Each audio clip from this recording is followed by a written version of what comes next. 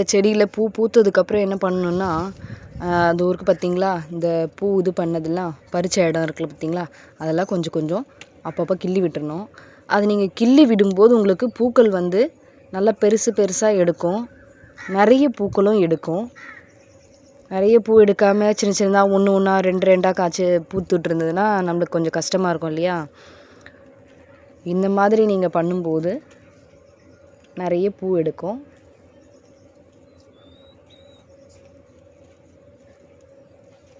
எப்போவுமே நீங்கள் பறித்த உடனே பூ பறித்த உடனே எப்போவுமே இந்த வந்து கிள்ளிடுங்க.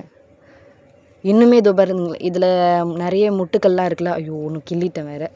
ஓகே, இதோ இருக்குது பார்த்திங்களா, இந்த மாதிரி இருக்குது இல்லையா, ஒன்று இருக்கும். இப்போ கிள்ளி போட்டதில் ஒன்று இந்த மாதிரியெல்லாம் இருக்குன்னா இது மொத்தமாக பூத்து முடித்த உடனே என்ன பண்ணுறீங்கன்னா நல்லா இவ்வளோ தூரத்துக்கு கிள்ளி விட்டுருங்க. நல்லா இது ஃபுல்லாமே கிள்ளி விட்டோன்னா நல்லாயிருக்கும். தேங்க்யூ.